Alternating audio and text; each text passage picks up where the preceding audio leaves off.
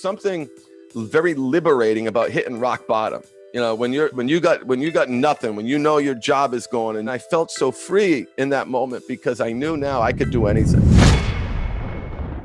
Is your business struggling right now? You might think that it's because you don't have enough sales, but the reality is it's because you don't have the attention of the marketplace. This is attention equals dollars. You deserve more. Your business deserves more. And I'm here to teach you everything that I know on how to get the attention that you need and to turn that attention into dollars. Welcome to the Attention Equals Dollars podcast. I'm your host, Luke Nesler, where we come to you live every week from the Impact Media Studios to teach you how to get attention and turn it into dollars.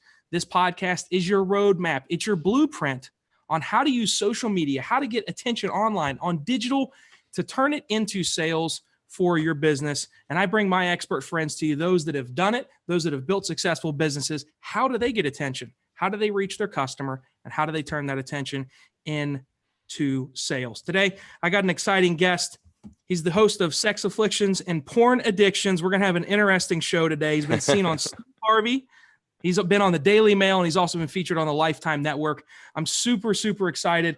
Craig, thanks for joining us. My guest today is Craig Perra. Man, let's dive into it. You ready to have some fun? I'm ready to have some fun. Let's do it. You awesome. Can't say sex afflictions and porn addictions without people saying, wait, what are we going to talk about today? But fascinating journey I've had, and look forward to sharing it with you, man. It's been amazing. Awesome. Well, it's, you know, we know we have mutual friends with our friend Hank Norman in New York City. They introduced us, and I'm glad they did. And the reason I'm excited to have you on the podcast is obviously you have an interesting topic with what you do, and we'll dive into that in a second. But I think it's going to bring value because you have a very, very niche marketplace. Correct. So a lot of people say, man, my customers are really specific type of a customer. How do I market to them? How do I get their attention?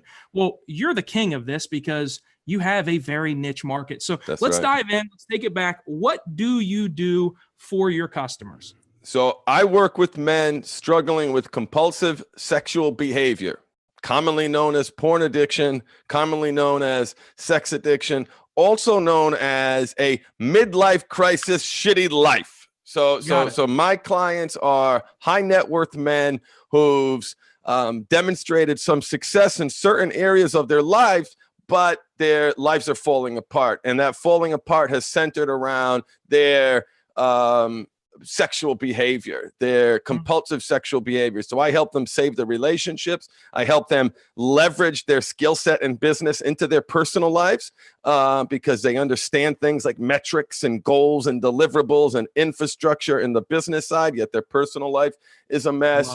I help men be better versions of themselves and get to save relationships and make better fathers. I love that.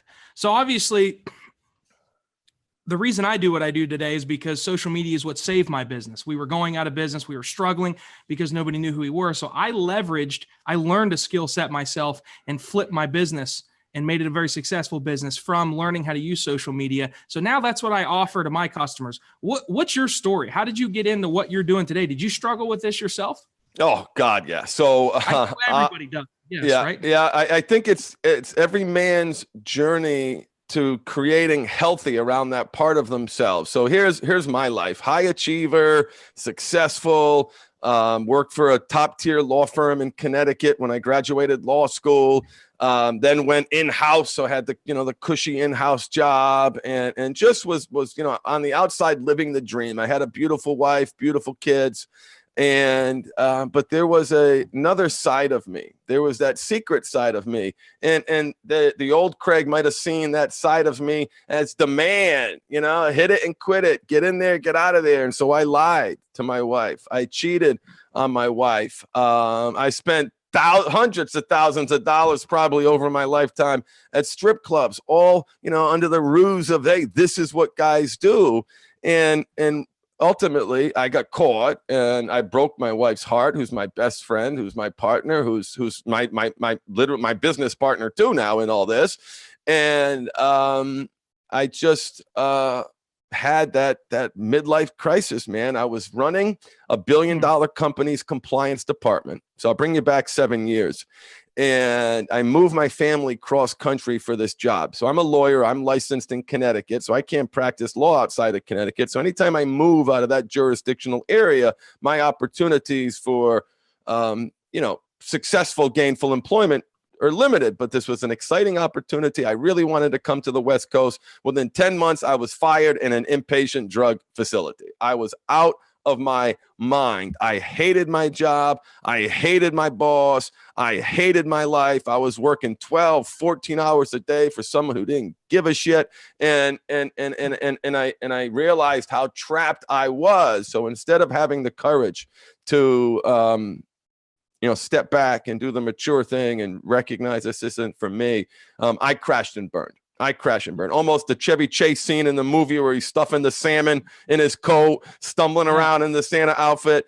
That was me at $1 billion company, going in, coming back from lunch. So I hit a real low point, tried to kill myself, ended up in an inpatient facility. And 7 years later, here I am. A lot of in between. That's man, what a story. So now you help people that are in similar situations as you. And when somebody hears, the name of your podcast and what you do, it's I don't think, unless they're having that issue, they don't get it at first. That's right. But the story you just told really spells it out. And it's something that I think, look, if you go to any bar in any town, you're going to see somebody that's probably going through it, that's probably struggling in some way, shape, or form in their life. And those are the type of people that you want to help, correct? That's correct. When you look at what messages are the media reinforcing to our boys? What's the impact of pornography? Every guy listening knows what you're watching. Think of a 10-year-old watching that, year after year after year after year. And we all can appreciate the challenges of our, for most of us, committed, monogamous, heterosexual relationships, and they're so goddamn hard. And when you got this other part of you and that part of you is all screwed up, and it's interesting because my guys, first of all, to back up, the behavior is always the symptom. The behavior isn't the root cause. And that's something I think that's made me so much more successful than some of the traditional, addiction disease-based models. The fact is that if the guy's cheating, he's getting his significant needs met outside the relationship. If he's compulsively using pornography, he's numbing, coping, and escaping, and finding healthy strategies to do that and really get to the root cause is important. But I love to talk about the business side of it too. It's so exciting, and I've learned a lot. So let's talk about the business side. So obviously, fast forward, you've beat your addiction. You're to a point now to where you want to help people beat their addiction and become successful yet again. When you started this business, tell me what that looked like. How did you start to get the word out about this? Were you worried about putting this messaging out? How am I going to get it to the right people? Talk to me about that. Yeah, terrified. So picture this. I'm in counseling. I've been fired from my job. I ran $1 billion company's nationwide compliance department. So at an executive leadership position. And, and listen, word travels, there wasn't an employer within, 50 miles that in my niche who didn't know that something happened, because I had only been in the job for such a short period of time. And I was trying to figure out what the heck am I going to do with my life, because there's something very liberating about hitting rock bottom. When you got nothing, when your job is gone and you have every belief that your wife and kids are gone, and I'm sitting in that inpatient facility, I knew that since I didn't successfully kill myself, I failed. You got to snort a lot of bath salts to get that heart to explode. That's what I did. And I felt so free in that moment, because I knew now I could do anything. And I hated my job. I hated my life. And my therapist actually said to me, have you thought of doing this for a living? And I said, that is the fucking most stupid thing I've ever heard in my life. Like, his credibility just plummeted. Like, what do you mean do this for a living? What am I going to be, a life coach? I mean, are you insane? I'm an executive. I'm a lawyer. I'm a expert in regulatory compliance.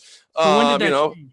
You realize, man, All Well, right. I knew I had something special. He had been working with a client for 2 years at a considerable Okay. cost. And he said, Craig, you had some similar problems in this crazy guy. Why don't you talk to him too? And he goes, you're probably not going to get anywhere with him. You're probably not going to crack him. This guy hasn't cried in his lifetime. And just talk to him. See what you can do here. And he even paid me. It was the first time he said, listen, this guy wants something. I'm going to lock him in a room with you for 2 days.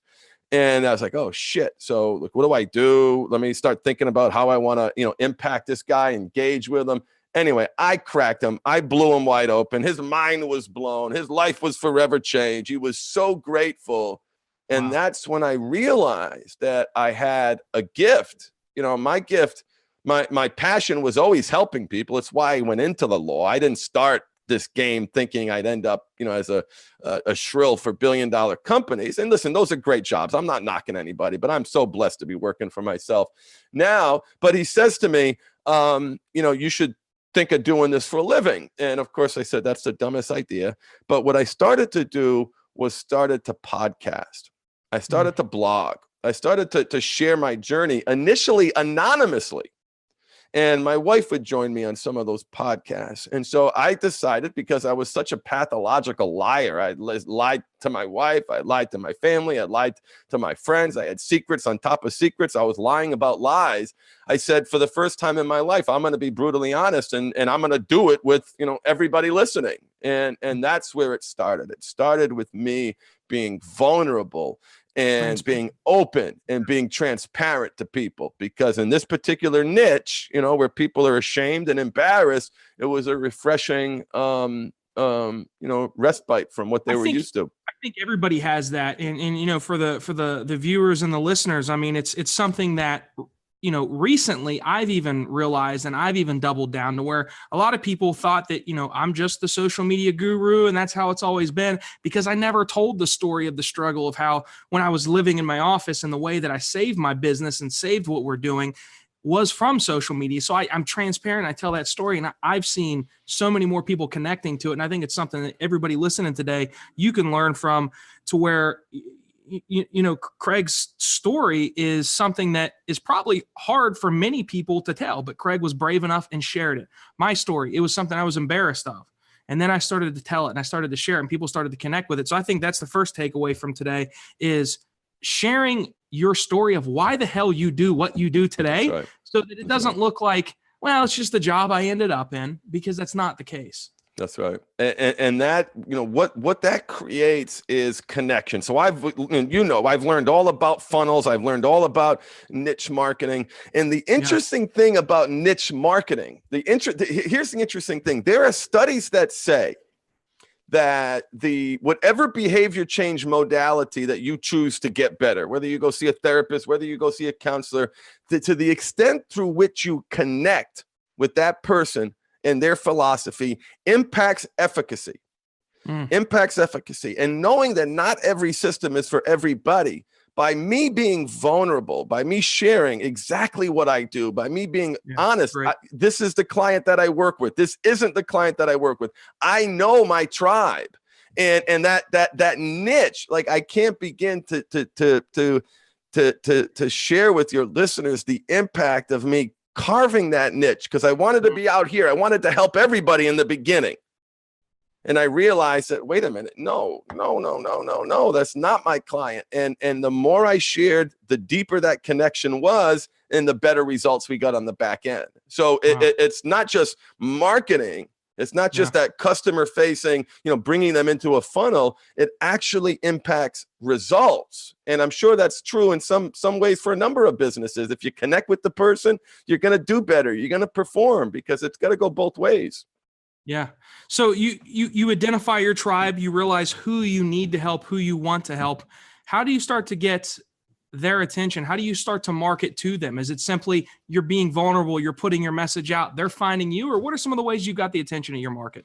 Yeah. So podcasting is so important. And by podcasting, I mean broadcasting. I mean, when I do a podcast, I use Zoom. I record the audio gets uploaded to, the system that feeds all the podcast services, including iTunes, upload it on video. So I really try to repurpose content, but putting myself out there and recording. And by the way, that podcast turns into a blog article.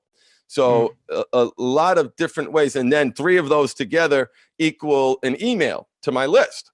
And, from those podcasts. So I've gotten really, really good at putting myself out there into the various social media channels. I'm on Twitter, I'm on Instagram, I'm on Facebook. But it's the sharing of my story. So I know when someone calls me and says, I've been listening to your podcast. Okay, I've got a serious lead. I've got someone who is interested, who wants help, who's been paying attention and knows me. I charge a lot of money for what I do. I've lost one partner. I've had one partner initiated divorce in 7 years. That's a shitload of families, man, that I've saved. And I'm proud of that. And I price my services accordingly. So, but if you call me blind and you don't know anything about me, you're like, what? How many thousand? Are you insane? Like, what is bye? I just called my therapist. They told me it was $50 a session. And with my co-payment, it's going to be $5. You're bringing up oh man, wow. Okay. So you're bringing something up that I see, and my business partners in the room as well. I've never actually said out loud what you just said, because we have the same issue. So we're not cheap. We offer a premium service. We change lives. We get businesses to where their sales are here. We take them to here. We can literally turn attention into dollars. The people that come to us and are willing to sign a contract that I put in front of them are those that found me from my content. They've seen what we've done. They know exactly the caliber of service we provide. But then, story just from this past week, one of our sales associate, he goes out, he's doing his job, he's knocking on doors. He goes to somebody that's not aware of how good we are at what we do and the results we get. And they literally said to him, I'm offended that you bring a contract of this size in here. Do you think I can afford this? Because they don't know. They don't know. Like your customers, you cost that much, but the people that know you and know what you can do for their business, they get it. So it's what I'm getting at. It's the content. The difference between a customer that is just offended at the number I give them and is a waste of my time and I'm wasting their time is somebody that hasn't consumed my content. It's the same with you. That's right. And I've built that consumption into the funnel. So there was a time when I had my phone number all over the website because I want people to call. Before I engage in a one-on-one relationship with a client, I need people to call me. They've got to call me on the phone. But I was getting too many calls, too many unqualified leads, wasting my time, wasting their time. So I took it off the website. I was terrified. I was terrified. And I finally did it. And so now if you want to talk to me, you've got to sign up here. And when you sign up here, well, then you're going to be fed some information. You're going to be, you're going to know that I was on Steve Harvey. You're going to watch me share my journey on Katie Couric, where both my wife and I are crying when Katie Couric reaches over and tries to comfort us. They're going to see that. They're going to know that. They're going to be exposed to that. And they're going to have clarity on exactly what they're getting if they decide to work with me. And, that changed everything. That was one of the smartest things I did, was to take that number off the website. So you can't call me blind. And I wanted to create some scarcity as well. Either I'm the guy on Steve Harvey or I'm the guy sitting by the phone waiting for every client to call, Yeah. Talk to me about the importance of attention when you're being vulnerable. You're getting attention on your story, your brand. And again, it's uncomfortable. Like you said, you're on the, Katie Couric show crying. And that's something that a lot of people are like, fuck that. That's not for me. I'm terrified of that. It's not like guys like you and me are feed off of that. We're not excited about it. It's important. Why is it important? And what has that done for your business to, again, share your story, be vulnerable, and the caliber of clients it's brought into you? Yeah, it's changed everything, because again, the fascinating part, right, from the marketing piece, and I'm trying to tie this together, is that my vulnerability, their connection to my vulnerability impacts efficacy. Is the relationship going to work? Are we going to be able to drive the results we seek? So that connection to me is means everything. It means everything, and it literally impacts the end result. It literally impacts the end result. Is this going to be either a mind-blowing, transformative experience, which is what I typically deliver, time and time and time again, or is it going to be, that was kind of interesting, but the same thing said to another man the hour before, mind blown. And so it's so important to make sure that people connect with me, and it's that vulnerability that, and here's what clients say. Wait a minute, this guy was pretty fucked up. Okay, he was pretty fucked up. If he did it, I can do it. Number one. Number two is, wait a minute, what did he do again? He was having sex with how many prostitutes? And a trans person and the strip clubs and wait a minute. I can share with him. I can be vulnerable with him. So there's a word for it. I forget what it is in psychology, but that vulnerability, again, I'm repeating myself, but it impacts efficacy because now the client feels very comfortable sharing something about themselves where they feel deep shame.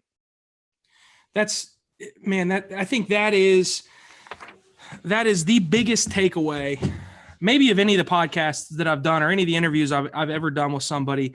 And I'm glad that you're the guy to bring it, because sharing why you're doing what you're doing.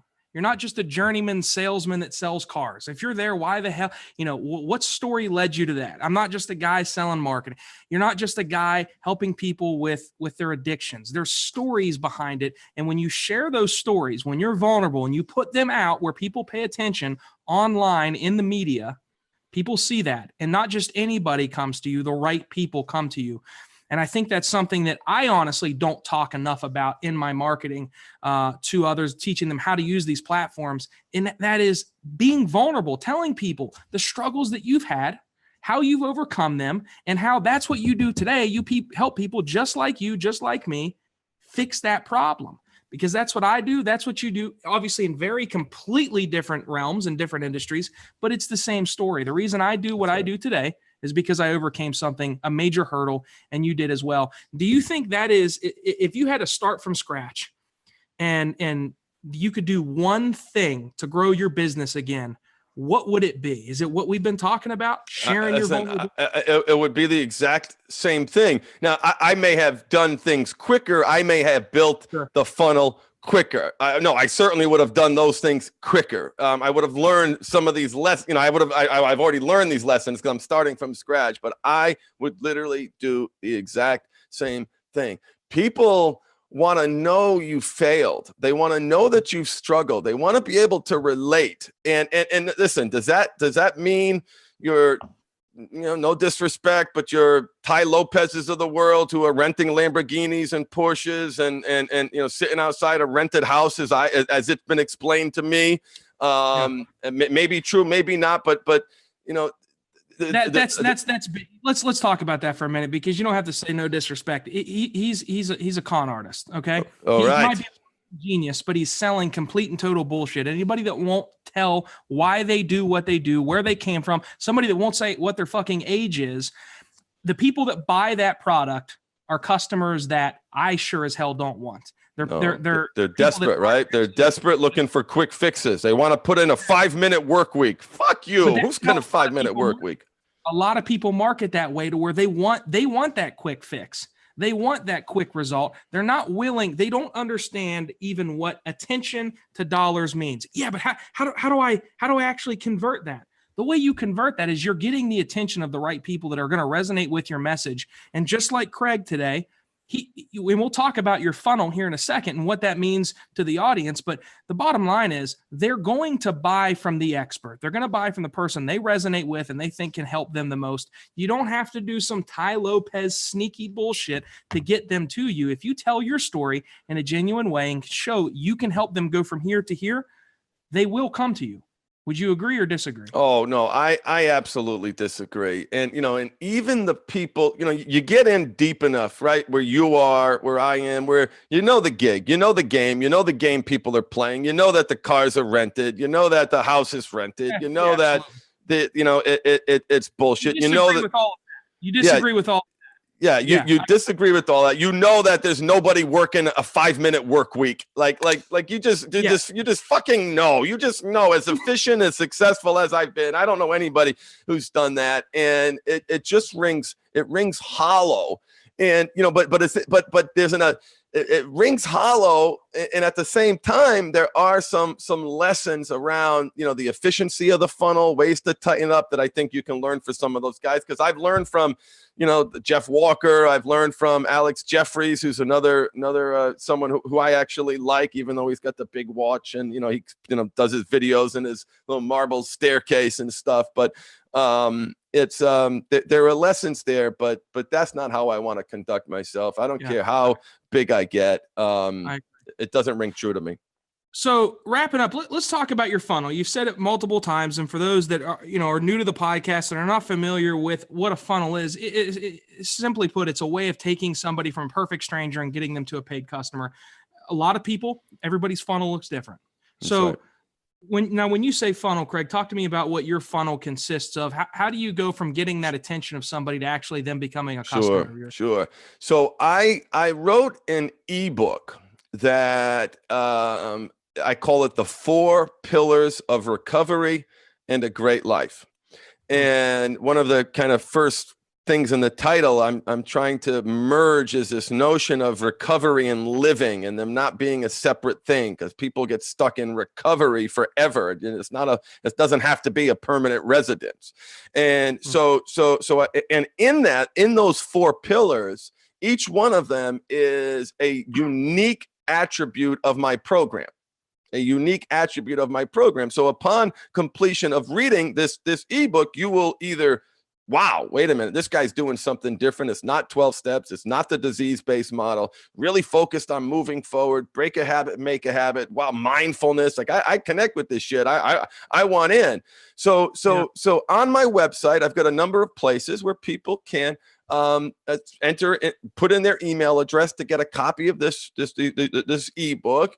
And once they receive a copy of the ebook, I send follow-up emails to them, speaking about each pillar, sharing more about my journey along the way. I'm sharing my television appearances on Lifetime, Katie Couric and Steve Harvey and NPR, and a couple of other ones that I've done.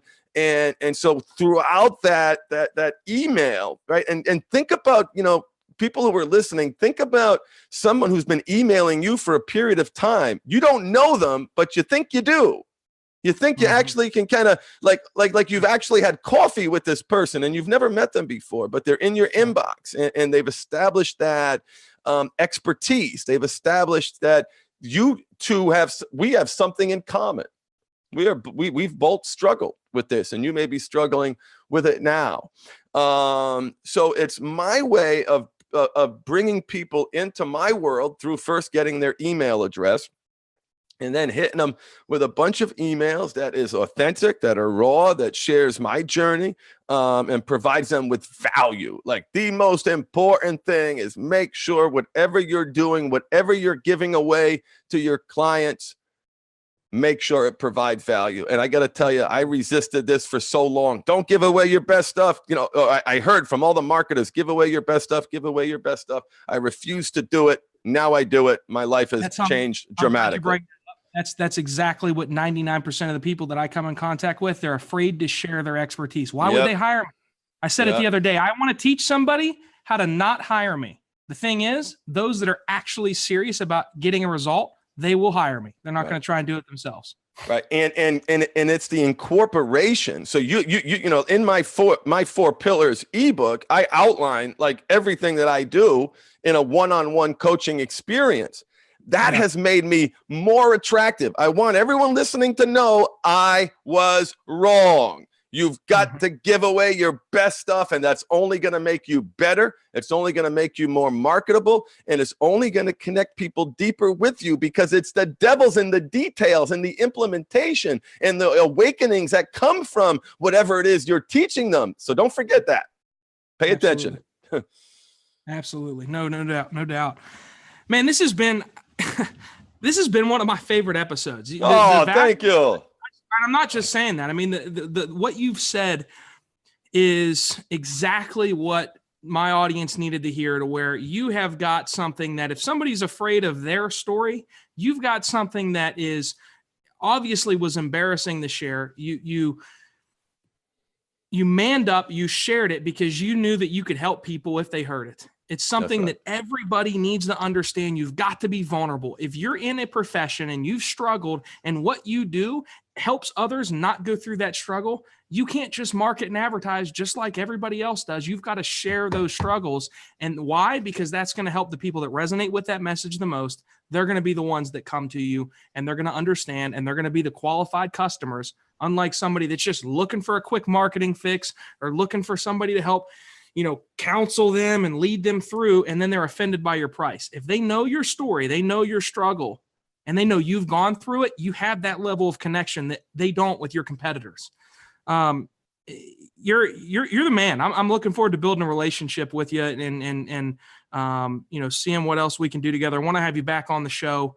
But before we go, where can people find you? Where can people get your content, whether they're in need or whether they just want to watch what you're doing to market yourself? Where can we find you at? Yeah. So go to www.themindfulhabit.com, themindfulhabit.com, and you'll see how I do it. And, cut and paste, take what you learn, sign up for the download, just to kind of see, because when I started, this was nothing. And I've worked with thousands of clients, because I have a group coaching program as well, thousands of clients in 25 countries, from your Fortune 500 CEO to your FedEx delivery driver, to your teacher, to your celebrity, men who need results fast. And I have 4 coaches that work for me. I actually train counselors and therapists in my modality. So if you told me I'd be where I'm at, 7 years ago, I would have said you were high. You're sniffing those bath salts that I was taking.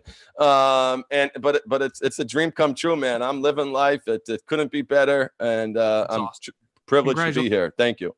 Yeah, congrats on your success. You are a prime example of, if you are genuine, you share your story, you understand that you're not going to put one piece of content out and then expect your business to 10x itself. It is a journey. It is a process. You're a prime example that success absolutely will come, and you can build an empire. Guys, if you're listening to this podcast and you want more, be sure you can check our live video streams of this out on the Facebook page, the Luke Nesler Facebook channel. Be sure to like that page. Be sure to follow that page. Be sure to turn the See First feature on that page. Be sure to subscribe to the YouTube channel, rate, review, and subscribe to the podcast on iTunes. That's how we help folks. The more that you rate, the more you review, the more people can find out about us. And then, Craig, your podcast, Sex Afflictions and Porn Addictions, is that also on iTunes itself? That is on iTunes. You can find me there. I love it. Hey, looking forward to doing more with you. Thank you very much for being on the show, and we'll talk to you soon. Thank you. Talk soon.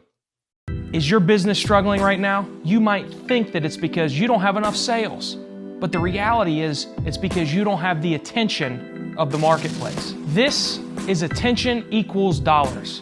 You deserve more. Your business deserves more. And I'm here to teach you everything that I know on how to get the attention that you need and to turn that attention into dollars.